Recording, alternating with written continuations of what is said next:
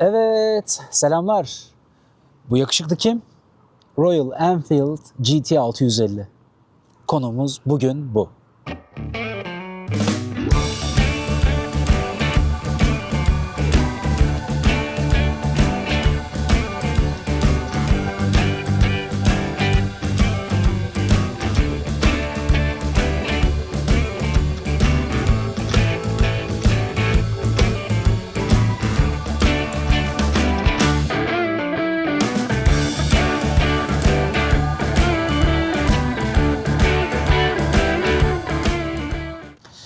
Bir motosiklet sadece motor gücü, fren sistemi ya da sele yüksekliği değil.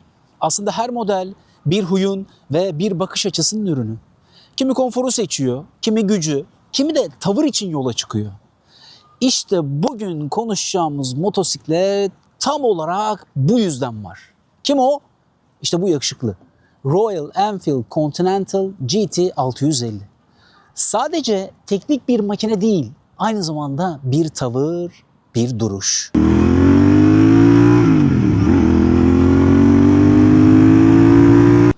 Sene 1960'lar. Londra'nın kenarındaki Ace Cafe adlı bir mekan. Gençlerin buluşma noktası. Rock and roll çalıyor. Motor sesleri kulakları patlatıyor.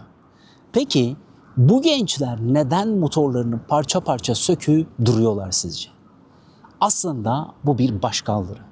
Onları birbirine benzeyen ağır ve sıradan makineler sunan üreticilere karşı bir isyan aslında. Biz kendi hızımızı, kendi tarzımızı yaratırız kardeşim diyorlar. Ağır parçalar sökülüyor, gidonlar alçaltılıyor, sadece sele kalıyor. Ortaya Cafe Racer stili çıkıyor. Bir kafeden diğerine en hızlı gidenin efsane olduğu bir kültür. Sadece bir motor değil, 60'ların İngiltere'sinde ve gençliğin isyanını, özgürlüğünü ve müziğini taşıyan bir kimlikti bu. Yani hangi makineye biniyorsanız o makinenin ruhuna bürünürsünüz ya biraz, kimliğine bürünürsünüz. Hani bir GS'e bindiğinizde sakin, böyle yavaş yavaş gitmek. Ne bileyim o motosikletin böyle bir gücünü sakinlikte ve sessizlikte ararsınız. Ama bu makinede biraz böyle yaramazlık yapmak istediğinizi hatırlatıyor size. Yani biraz yaramazlık yapalım mı diyor. Belli bir devirde en azından. Cafe Racer kültürünün doruğuna damgasını vuran makine. Triton.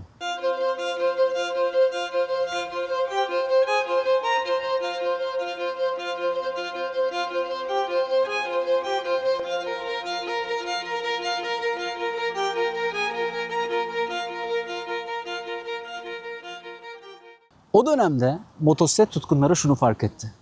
Triumph'ın paralel ikiz motoru çok güçlüydü. Ama şasisini yetersiz buluyorlardı. Norton'un Featherbed yani o kuş tüyü gibi şasisi ise dönemin en iyi yol tutan şasisiydi. Ama onun da motoru zayıftı. Ne yaptılar derseniz çözüm. İkisini birleştirmek. Ama bak çok ilginç. Triumph motor artı Norton şasi eşittir Triton.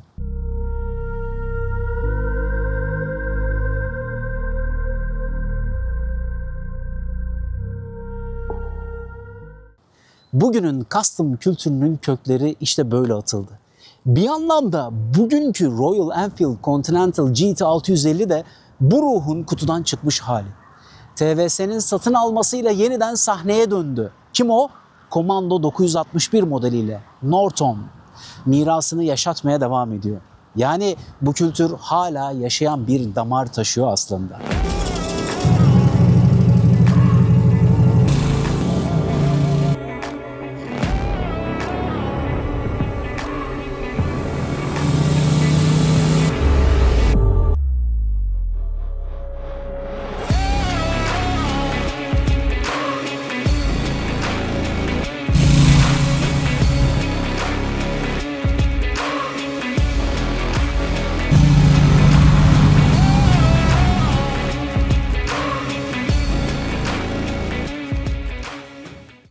Peki bugün Continental GT 650 bize ne söylüyor? Royal Enfield bu makineyi sadece bir Cafe Racer tasarımıyla piyasaya sürmüyor. Böyle yapmadı. Ne yaptı dersen ben bir tavır için üretilmiş bir motosikletim diyor. 47 beygir gücü var. Evet, Bu bir superbike değil ama mesele hız da değil bunda zaten. Mesele huy. Paralel ikiz motorun boğuk sesi, retro çizgiler, clip-on gidon. Neydi bu clip-on? Zaten Cafe Razer'ın temeli, yani aşağı indirilmiş gidon. Ve tek kişilik görünüm. Bunları seçiyorsan hızdan değil, histen besleniyorsun. İşte GT650 tam olarak bu nedenle var. Sana her sürüşte posterlerden fırlamış bir kahraman hissi vermek için. Hakikaten böyle de bir görüntüsü var. Türkiye ilan verilerine bir bakalım. Çünkü biz motosikletleri incelerken mutlaka bu tarafa da yer veriyoruz. Eylül 2025 verileriyle Türkiye'de GT650 ilanları ne durumda? Sıfır model. 350 bin, 360 bin TL bandında. 6-9 bin kilometre civarında temiz ilanlar 300 bin lira. Daha eski 2016 model GT 535'ler 270 bin TL civarında. Buradan bir okuma çıkartalım. İlk elde %15 civarında değer düşüyor. Sonra fiyatlar bir plato çiziyor. Neden? Çünkü burada bir kült etkisi var. Çünkü retro makineler alıcı kitlesi dar ama sadık makineler. Cafe Racer kültürünü en saf haliyle temsil eden babalar kimler sizce? Örneğin Triumph Truxton, Norton Commando 961. Bunlar premium, karakter dolu ama gerçekçi olalım kardeşim, pahalı makineler. Bir alt segmentte kimler var? Royal Enfield Continental'ın karşısına çıkan rakipler kimler? Örneğin Kawasaki Z650 RS. Daha hafif, daha güçlü, retro görünümlü ama modern hisli. Yamaha XSR 700. Çevikliği ve CP2 motoruyla bu sınıfın gerçek anlamda bir canavarı. Peki Triumph Speed Twin 900. Premium işçilik, alçak sele ama yüksek fiyat. Royal Enfield Interceptor 650. Aynı motor ama dik gidon, daha rahat ergonomi. Şöyle bir özet yapabiliriz. Japonlar hız ve modernite sunuyor. Triumph işçilik ve prestij sunuyor. Royal Enfield ise saf retro ve erişilebilir fiyatla fark yaratıyor. Türkiye'de servis ve yedek parça erişimi özellikle büyük şehirlerde güçlü. Ama Anadolu'da almayı düşünüyorsanız önce servisi teyit etmeniz gerekiyor. Bakım maliyetleri ne durumda? Ya bu maliyetler orta sınıfta. Yani özellikle işte aksesuar, kişiselleştirme işi ise masrafı yükselten taraf. Bu arada biliyorsunuz çok ciddi bir customize, yani özelleştirme, kişiselleştirme yapabiliyorsunuz. Yani GT650 sadece bir motosiklet değil. Bak bu söylediğim enteresan, senin bir tuvaline dönüşebiliyor. Beyaz bir kağıt düşün, üzerine istediğin resmi yazabiliyorsun. Bu anlamda bu makine çok böyle güzel bir his yaratıyor. Ben bunu biraz şöyle düşünüyorum.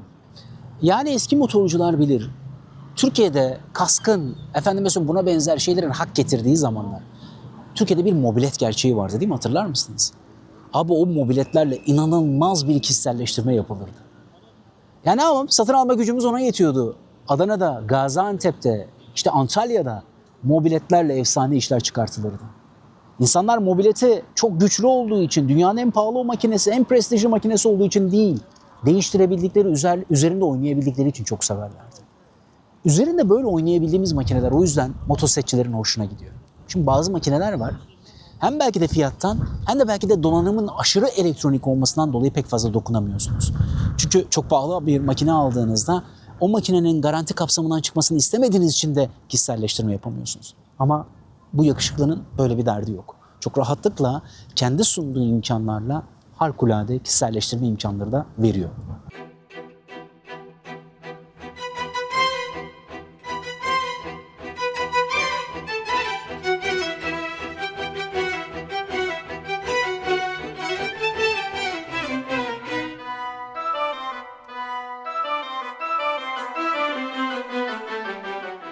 Örneğin şu ayna, kişiselleştirme dedik ya, isterseniz orijinaline bir bakalım. Bu makine nasıl geliyordu? Makine aslında kendi aynalarıyla beraber geldiğinde bu aynaları beğenmiyorum diyenlerin sayısı globalde de Türkiye'de de var. Bu makinenin sahibi ne yaptı? Bu makinenin sahibi şöyle bir seçenekle aynalarını buraya koydu. Güzel mi olmuş? Bence çok yakışmış. Makinenin sahibine zevkli olduğunu söyleyebiliriz. Eğer bir Cafe Racer kullanıyorsak ve böylesine bir kişiselleştirme imkanımız varsa şu aynaların oldukça şık olduğunu söyleyebiliriz. Bu Barent aynalar özellikle çok yakışmış. Peki başka neler yapabiliyorsunuz? Örneğin mesela şu bir seçenek, şu kromaj. Şurada gördüğünüz birçok şey seçenek olarak gelebiliyor. Arkadaşımız mesela bu arada seleden memnun kalmadığını söylemiş. Deneyimi de aktarabilmek adına. Ne yapmış? kendisi başka bir sele almış.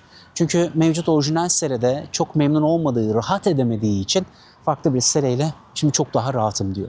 Bu tip şeyleri aynı zamanda özellikle Asya'daki o meşhur sitelerden rahatlıkla ucuza alabilirsiniz. Yani böylesine de bir kişiselleştirme imkanınız var. Mesela Çin'in o meşhur 2 tane sitesine girdiğinizde çok ama çok sayıda kişiselleştirme ürünü göreceksiniz. Deneyime etkisi olan teknik detaylardan biraz bahsedeyim. 18'e 18 jant seti var önde de arkada da. Yani bu jantlar retro görünüme hakikaten katkı sağlıyor. Ama lastik seçeneklerini biraz sınırlıyor. Yani bunu yurt dışında globaldeki birçok kullanıcı da söylemiş. Önde tek disk fren günlük sürüş için yeterli. Ama sert tempo için balata ve hortum yükseltmesi fark yaratıyor diyor yurt dışındaki kullanıcılar.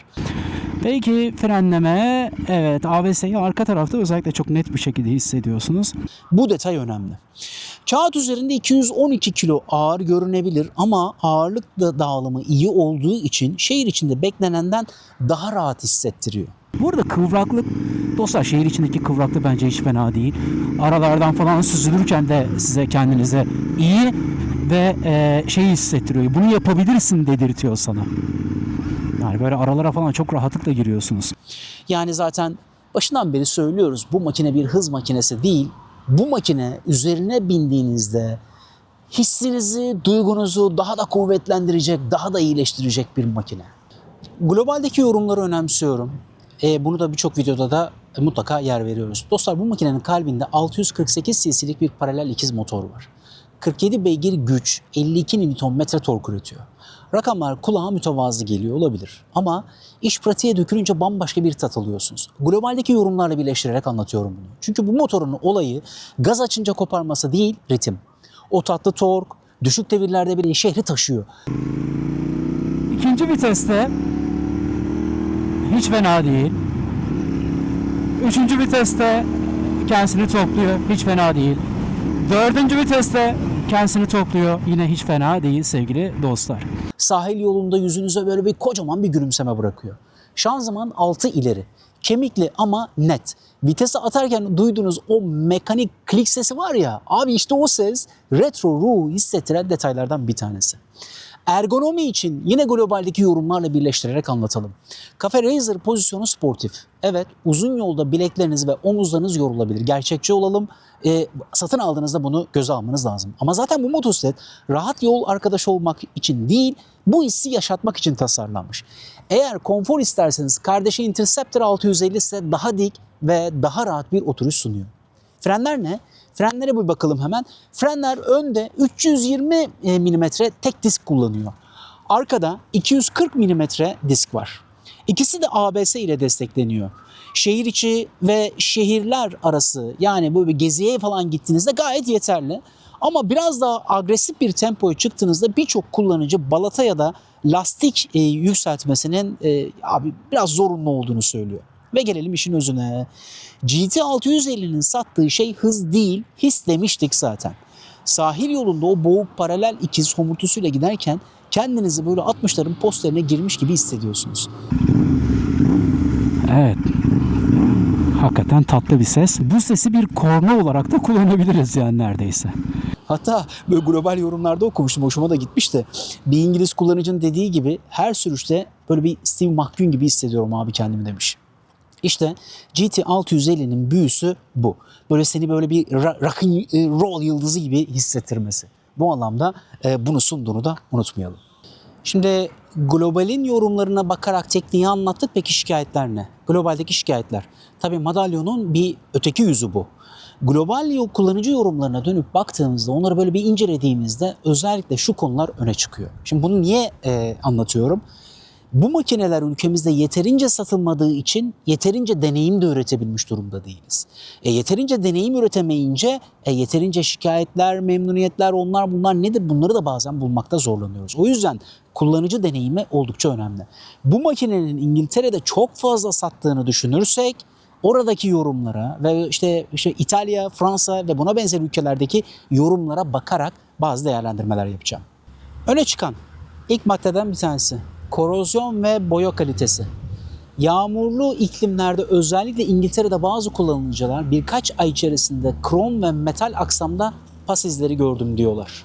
Yani bakım yapmazsanız bu motor biraz nazlı. Bunu unutmayalım. Dostlar burada Burberry kaliper görüyorsunuz. Kötü diyebilir misiniz? Yok, hayır, biz bunu çok üstün markalarda falan görebiliyoruz. Triumph'ta ya da ne bileyim birçok farklı markada da rastlıyoruz. Küçük edicik geldi. Globaldeki şikayetlerden birini az önce söyledim ama küçük bir not söyleyeyim. Alınan en yoğun şikayetlerden bir tanesi burada korozyon oldu. Yalnız küçük bir not. Eğer ben yorum okuyayım, buna göre makine alayım diyorsanız bunu unutmayın. Bakın bu korozyon meselesi önemliydi. Hangi yıllarda? 2020 ve 2021 yıllarındaki modellerde bu korozyon meselesi vardı. Bunu Royal Enfield, bakın bu söylediğim önemli. Neden? Çünkü biz bunu bazı Çinlilerde göremiyoruz. Böyle bir sadakat yok. Dedi ki sorun değil, ben bir kampanya başlatıyorum, getir ücretsiz değiştireceğim dediler. Yani o eski yorumlara bakarak bir satın alma yapacaksanız burada yanılmayın sakın. 2021'den sonraki modellerde bu korozyon meselesini görmüyoruz. Dipnot olarak eklemiş olmak istedim. Şimdi gelelim elektronik aksama. Elektronik aksamda ise dostlar far, sinyal gibi elektronik bağlantılarda ufak tefek temas sorunları bildiriliyor. Burası da önemli. Çoğu garanti kapsamında çözülmüş ama Hint işi detay eleştirisi yapanlar var. Sert süspansiyon ve tek disk fren meselesi de yorumlara ekleniyor. Şehir içinde sorun değil ama agresif sürüşte fren performansı sınırlı oluyor. Bunu unutmamak gerekiyor. Yine de çoğu kullanıcı ABS var, günlük için yeterli diyorlar. Ama müthiş bir performansla bu makineyi zorlarım diyorsanız hayır, bunu yapmamanız gerekiyor. Özetle bu motoru alıyorsanız kronometre değil, kalp ile sürüyorsunuz. Yani his var burada ama karşılığında biraz daha fazla bakım ve biraz daha fazla özen istiyor. Globaldeki yorumları özetleyerek anlattım. Şimdi çok kritik bir meselemiz daha var dostlar. O da ne? A2 ehliyet meselesi. Türkiye ve Avrupa ve İngiltere karşılaşması yaparak anlatacağım bunu. Şimdi bakın burada çok önemli bir detayı anlatayım size. Ehliyet. Türkiye'de A2 ehliyetle 35 kW yani 47 beygir sınırına kadar motor sürebiliyorsunuz. Continental GT 650 45 beygirle tam bu sınıra oturuyor. Yani tam A2 ehliyetle uyumlu diyebileceğiniz bir motosiklet.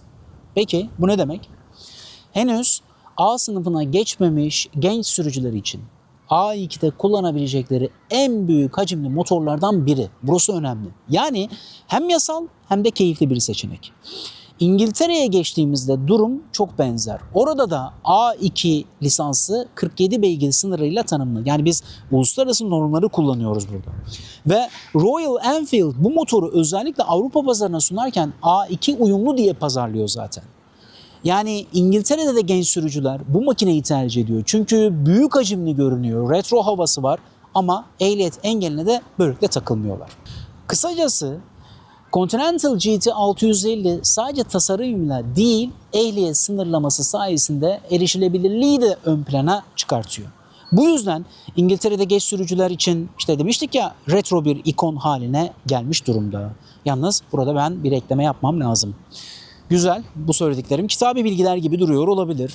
Okey, buradan bindiniz, şöyle böyle bir yürüyorsunuz, oradan ileride bir çevirmeye rast geldiniz. Sevgili trafik polisi memuru arkadaşımız işini yapıyor. Ruhsatını alabilir miyim diyor. Okey, sen de ruhsatı çıkarttın.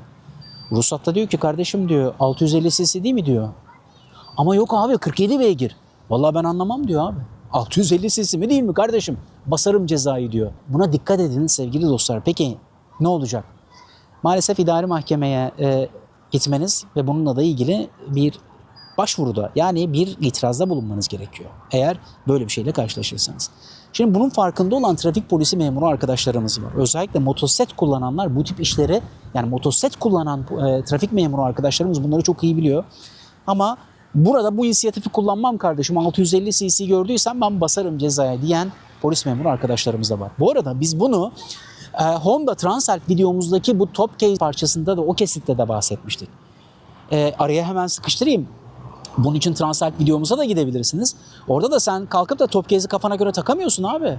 Top case için ne yapman lazım biliyor musun? Top case'i kalkacaksın abi bir kere TSE standartlarında proje çizdireceksin. Okey güzel. Türkiye gideceksin, muayenesini yaptıracaksın, işleteceksin, noter. Abi 17.500 liralık masrafı var. Yani deli işi sevgili dostlar. Bu detaylar deneyimin önemli parçalarından bir tanesi. Bunu unutmayın. Yani polis memuru arkadaşlarımız bununla ilgili ceza kestiklerinde kalkıp onlarla kavga etmeye gerek yok. Ama bu teknik bilginin mutlaka bilinmesi gerekiyor. Bakın ben havadan uydurmuyorum. Bu uluslararası bir norm. Royal Enfield dediğimiz şu üretici İngiltere'de bu makineyi 47 beygir sınırıyla satıyor. Orada da A2 ehliyet sınırında. Bunu bilmenizi özellikle istiyorum. Son kez ekleyeyim. Royal Enfield aptal değil. Zaten pazarlara girerken bu meseleyi ne yapıyor? Göz önünde tutuyor. Çünkü bakın sevgili dostlar 650 cc böyle çok ara bir cc. Kimler geliyor abi? Gençler, beygir yükselteyim, makine güçlü olsun, işte retrocular okey.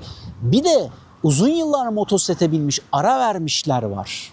Onlar da dönüş yaptıklarında bu makineyi tercih ediyorlar. Abi en azından bununla başlayayım gibi bir ne yapıyorlar? Bir motivasyon güdebiliyorlar. Makine seslerini çok seviyorum. Hatta Kymco'nun AK500 modeline gidip baktığınızda orada web sitesine girin. Orada bir ikon var. Onu tıkladığınızda makinenin sesini dinleyebiliyorsunuz ki onun sesini çok beğeniyorum. Dolayısıyla bütün anlattığımız makinelerde de bu sesi aktarmaya gayret ediyoruz. Bu makinenin de bir sesine bir bakalım. Yalnız bu sesi anlatırken küçük bir detay vermem lazım. Burada gördüğünüz şu egzoz yapısı orijinalde gelen değil. Bu egzozlar değişti. Sahibi buna farklı bir egzoz taktı. Güzel mi? Çok iyi yapmış. Evet, çok iyi yapmış. Çift taraflı burada bir modifikasyon var. Bu modifikasyon sonrasında şimdi dinleyeceğiniz o tatlı ses çıkıyor sevgili dostlar. Ben şu mikrofonumu bir çıkartayım. Çünkü o sesi size çok net olarak duyurmak istiyorum. Hemen şöyle yapalım güzel insanlar. Dostum şunu vereyim sana. Bu arada açılış kapanışı da bir gösterelim isterseniz. Geldik. Kontağımızı çevirdik. Gördüğünüz gibi o retro, yani Enfield diyor ki ben retroya sadığım. Unutmayın bir retro kavramımız var. Bir de neo retro kavramımız var. Retro kavramımıza tam oturan bir makine. Bir de neo retro dediğimiz size az önce o saydığım rakiplerle kıyaslama kısmında söylediğim makineler. Onlar neo retro olarak da geçebiliyor. Bu arada Türkiye'ye gelmeyen Honda'nın CB350 modeli var mesela. Çok şık makineler. Yani keşke şu pazar korkumuz, ikinci el korkumuz olmasa da biz bu makinelerden daha fazlasını görebilsek diyelim. Uzatmayalım. Hemen şimdi gelelim. Dediğimiz gibi kontağımızı açtık. Şurada hoş bir bu kadranın hareketini görüyoruz. Yani genel olarak hani bu tarz bir motosiklette şunlar okunaklı mı? Çok kullanışlı okunaklı olduğunu düşünmüyorum. Yani zaten burayla çok işiniz olmayacaktır. Belki de en fazla devre bakabilirsiniz. Ama zaten hani şöyle bir retro göstergede işin açıkçası bakabileceğinizin çok fazla bir şey yok. Makineyi bir çalıştıralım.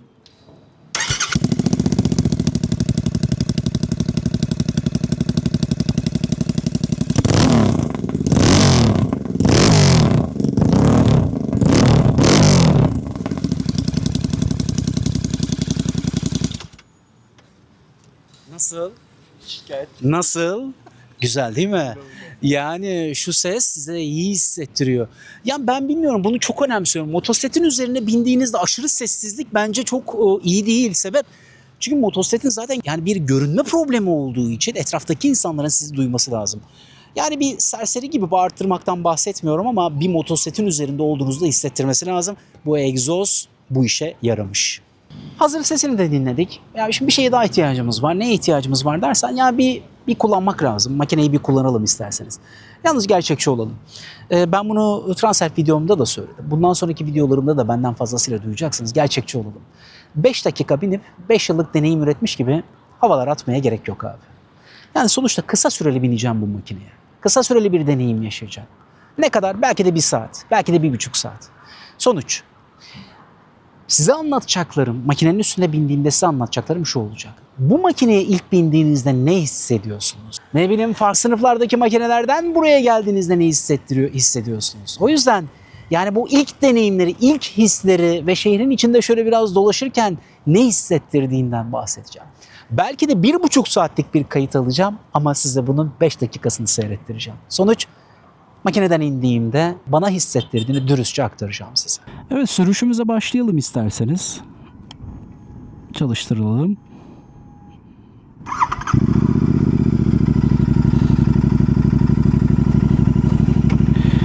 Vitesimizi attık. Şu egzoz sesi gerçekten insana kendisini iyi hissettiriyor. Küçük bir eleştirim var. Bunu inince söyleyeceğim. İlk gözüme çarpanlardan bir tanesi. Kendimi rahat hissediyor muyum? Evet. Aynalar işlevsel mi? Retro tasarım olarak oldukça güzel ama aynaların çok da işlevsel olduğunu söyleyemem. Belki de ben ayarlayamadım ama ne bileyim hani belki de biraz alışkanlık, alışmışız ya o geniş görüntüye. Biraz orada bunu hissediyorsunuz sevgili dostlar.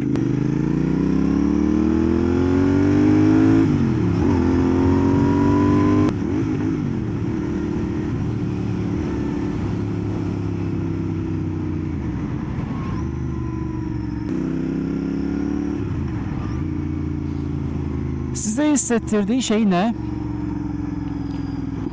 Güzel ya. Ama dostlar gerçekçi olalım. Yani şimdiden bile ellerimde baskıyı hissediyorum. Yani sürekli şu pozisyonda kullanmak kolay mı? Bence hiç kolay değil. Düşünsenize çok uzun kilometrede böyle yaptığınızı, ben eminim ki çok zorlanacaksınız. Egzozun motorla uyumunu çok beğendim bu arada. Bence oldukça başarılı.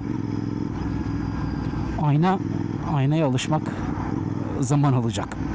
Frenler fena hissettirmiyor diyebilirim. Ama 2, 3 bu viteslerde motorun hareketliliği güzel arkadaşlar. Bu bir gerçek. Yani böyle altında güç olduğunu hissettiriyor. Bu düşük devirler için hiç fena değil.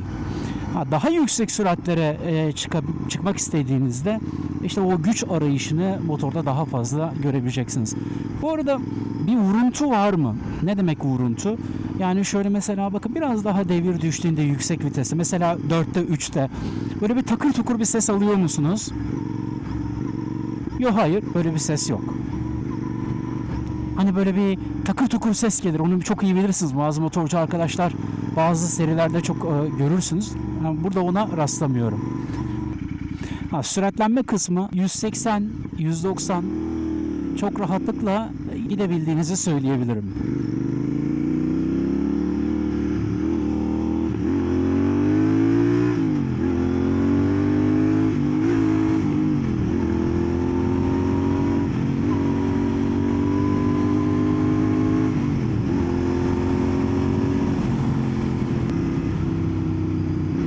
Bir bakalım motor frenimiz nasıl? O klik sesi, vitesten aldığınız o klik sesi hakikaten hoş. İnsana kendisini iyi hissettiriyor diyebiliriz. Küçük bir detay. Boşa almak biraz zor. Yani boşa alırken biraz uğraşıyorsunuz. Bir ile yukarıya aldığınızda o iki arasındaki mesafe oldukça kısa. Hemen böyle hızlıca tekrar kendisini böyle bir ikiye atıyor. İkide de kalkıyor bu arada. Hiç fena değil. Ama boşu bulmak, neyi bulmak, o konumu bulmak biraz uğraştırıyor. Sesi güzel, size hissettirdiği şey güzel. Oldukça basit bir donanımımız var. Orada ilgi çektiğini çok rahatlıkla söyleyebilirim. Sevgili dostlar, bir müddettir dolaşıyorum. İnanın yani bakın abartı gelebilir size. En az 10 kişi sordu. 10 kişi. Abi motor ne? Abi motor ne? Tabii şimdi böyle bir maskım siyah, üzerindeki kıyafetler falan da siyah, böyle biraz bıçkın duruyorum. Dikkat de çekiyor. Motosikletin bu kromajları çok ilgi çekici dostlar. O yüzden insanların merakla sorduğunu rahatlıkla söyleyebilirim.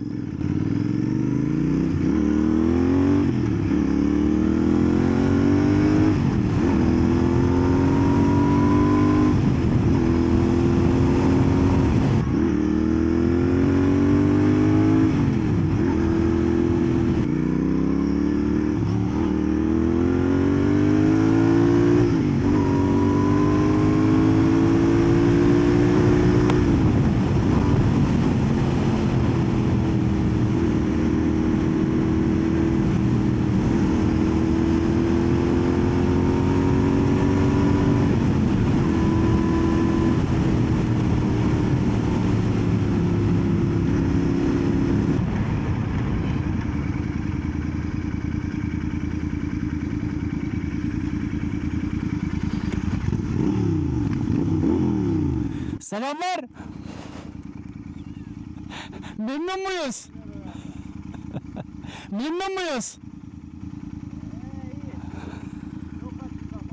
Evet, maalesef. Abi kışın binemezsin, mümkün değil. Ama yine de hissiyat güzel.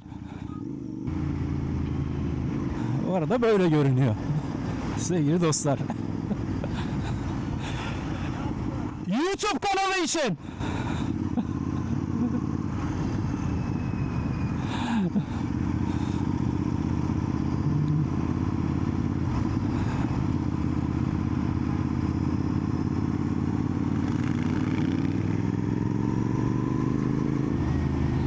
Hoş bir tesadüf oldu. Evet, hoş bir tesadüf. Bir başka Royal Enfield'lı arkadaşımızı gördük. Memnun musun dedim. Yani diyor, çok açık abi diyor. Yani evet, başka makineler alıştığınızda hakikaten zor sevgili dostlar. Şu anda bakın, unutmayın, İstanbul'da hava fena değil. Yani mevsimi için sıcak bile diyebiliriz. Belki bakın, güneş gitti. Güneş gitti, üşüyor muyum? Evet abi, üşüyorum. Yani sağlam kıyafet giymeniz gerekiyor. Çok ciddi anlamda rüzgara maruz kalıyorsunuz. Yani yine bu makinenin, naked severlerin, bu tarz makine severlerin zaten çok iyi bildiği bir konu. Yani aşırı derecede rüzgara maruz kalacağınızı ve motosikletten indiğinizde bunun sersemliğini, o rüzgarın her bir zerresinin vücudunuza çarptığı anla yarattığı o yorgunluğu bence biraz hissedeceksiniz. Bu nedenle bu motosiklette hem kask seçimi hem de kıyafet seçimi oldukça önemli. Zaten bu retro deneyimin aslında uygun kıyafeti nedir derseniz, Ace Cafe'yi anlatmıştık. Deri kıyafetlerdir. Yani bu makineye yakışan şey deri. Yani kıyafetin de buna göre seçilmesi bence doğru bir tercih olacaktır diye düşünüyorum. Vites göstergesinin olmaması bir problem mi? Yüksek süratte bunu aramazsın. Devre göre anlarsın. Ancak yüksek süratte o kadar çok yüksek maruziyet var ki rüzgara sevgili dostlar. Ne oluyor biliyor musunuz? Motosikletin devrini bile duyamıyorsunuz. Ya ben şöyle bir hızlıca böyle bir 140'lara 150'lere çıktım. İnanın hangi devirdeyim meselesini bazen duymakta güçlük çekiyorsunuz. Düşük devirde de hangi viteste olduğunuzu anlayamamak bence bir problem. Okey, devirden anlarsanız, tecrübelisinizdir, sorun değil, ama bence bu bir gösterge olarak en azından koyulabilirdi. Yani boştayım göstergesini verebiliyor, sorun yok, ama onun dışında bir gösterge yok. Yani belki de buna özel biraz boşluk var sevgili dostlar. Kavramayı biraz çok daha geride alıyor. Şuradaki bu boşluğun alınması lazım. Bunun ayarlanması gerekiyor. Kavrama şuradaki mesafenin kısalması nedeniyle biraz zora düşüyor. Sorun değil, hani kullanırsınız, mesele değil, ama o debriyaj ayarını yaptırmakta belki de fayda var. Evet, motosikletten indim. Kısa bir sürüş yaptım dostlar. Hani az önce de sürmeye başlamadan önce de söylemiştim ya, 5 dakika sürüp 5 yıl binmiş gibi anlatmak uygun değil bana. Dürüstçe bu makineye ilk bindiğimde ne hissettim? Yani kask kamerasına da konuşmalarım var ama ben yine bir kapanış yapmak istiyorum. Sevgili dostlar, bir, neyi hissettim biliyor musunuz? Uzun süredir böyle makinelere binmiyorum ya, şuradaki yükü hissettim. Yani ellerimde o yükü hissettim. İki, saatlerce kullandığımda globaldeki yorumların haklı olduğunu galiba gördüm. Şuralarda hissediyorsunuz. Bir diğeri, şu rahatsız ediyor sürüşte. Gerçekçi olalım. Yani şunun rahatsız ettiğini, yani nasıl rahatsız ediyor derseniz, yüksekliğiyle ilgili bir problem var galiba. Bir diğeri, N'ye alırken biraz zorlandığınızı söyleyebilirim. İki, bütün Enfield'larda böyle değildir galiba ama şu debriyaj ayarının yapılması gerektiğini söyleyebilirim. Çünkü çok aşağıda kavruyor. Burası önemli. Aynaların işlevsiz olduğunu söyleyebilirim. Yakışıklı mı? Çok yakışıklı. Peki bunlar okey, tamam, ama biz başka bir şeye gelelim. Abi iyi hissettiriyor. Ses 10 numara. Hele o yüksek devirde, benim gibi yüksek devirli kullanmayı seviyorsanız sevgili dostlar, bu makineyle yakıt tüketiminiz bence yüksek olacaktır. Onu da unutmayalım. 10 kişi sordu. Abi makine ne? Çok yakışmış. Etraftan insanlar sürekli soruyorlar. Kask kamerasına da bunu söylemiştim. Başka ne hissettik sevgili dostlar? Her viteste güç var. Yani 4'ten sonra bunu daha az alıyorsunuz ama 1, 2, 3 hepsinde güç var. O ara geçişler, evet, o ara geçişler, o klik sesi çok iyi. Aralara giriş çıkışınız çok güzel. Motosiklet size güzel hissettiriyor. Sonuç, karnınızı mı doyurmak istiyorsunuz, ruhunuzu mu doyurmak istiyorsunuz? Soru bu. Ruhunuzu doyurmak istiyorsanız bence bu makine hiç fena değil. Ruhunuzu fazlasıyla doyurucu. Ama rüzgar meselesini ne yaparsınız bilmiyorum. Her santimetre karemde o rüzgarı hissediyorum. Özellikle yüksek süratlere çıktığımda bu da ayrı bir mesele. Netice itibariyle bu makine yavaş yavaş binip böyle sakince üzerinde sağa sola bakayım, şu güzel manzaranın tadını çıkartayım. Etraftaki insanlar hayatların türlü türlü zorluğundayken ben bu makinede rüyalara, hulyalara dalayım diyorsanız gayet yeterli. Sevgili dostlar, bizim anlatımız burada birazdan bitecek. Son bir şey söyleyeceğiz. Bakım maliyetlerimiz acaba ne? Bir de bundan bahsedip arkasından da sizinle veda edeceğiz. Gerçek veri üzerinden konuşuyorum. Gerçek bir servis verisi üzerinden. Ben 1000 kilometrelik ilk bakım için ne ödenmiş? Burada bakın, burada listede görüyorsunuz zaten. Yağ konmuş, işçilik, zincir bakımı, efendime söyleyeyim frenlerin temizliği yapılmış. Dolayısıyla aslında bir klasik bir rodaj bakımı. Peki bu rodaj bakımı için toplam ödenen tutar ne? Dostlar, toplam ödenen tutar 5270 lira. Transalp videomu hatırlarsanız, Transalp videomuzda da bakım maliyetinden bahsetmiştik. 6000'de bir, Türkiye genelinde 3500 lira. Avrupa genelinde de yaklaşık olarak bu civarlarda. 12.000 bakım orada oldukça yüksekti. Bu makinede de işte bir 5.000 sonrasında yine bakımlar bu standartlarda devam ediyor. Böyle bir makineye biniyorsanız servisinden hizmet almanız önemli. Çünkü Royal Enfield'ın garanti kapsamında kalmak istiyorsanız da bu anlamda önemli. Ama maliyetler de bu. Yürütme maliyeti sonuç olarak bu. Peki son cümlelerim. Ya ben bu makineye binerim, servisi de çok kafaya takarım, yakıt da benim için çok önemli, aman 0.20 litre daha fazla yakmış. Abi bu hesaplara gireceksen bu makineye binme. Yani zaten bu tarz makineleri seçen insanlar da bu tarz hesapları yapan insanlar değil. Sonuç, bir ofisim olsun, geniş, düz ayak, kenarda sergilemek istediğim makinelerden bir tanesi olurdu. Özetle bunu söyleyeyim. Geniş çerçeveden ele almaya çalışıyorum. Mümkün olduğunca perspektifi geniş tutarak daha fazlasını, özellikle globali de işin içine katarak anlatmaya çalışıyorum. Bu anlatımımız hoşunuza gidiyorsa sevgili dostlar, oradaki bir beğen tuşuna basmak bizi mutlu edecek. Bir diğeri, okey sen anlatmaya devam et, biz de seni destekleyeceğiz diyorsanız abone olmanız benim için önemli olacak. Bize eşlik ettiğiniz için teşekkür ederim. Bu harikulade İstanbul manzarası ve şu yakışıklı motorla size veda ediyorum. Kazasız belasız sürüşler diliyorum sevgili dostlar.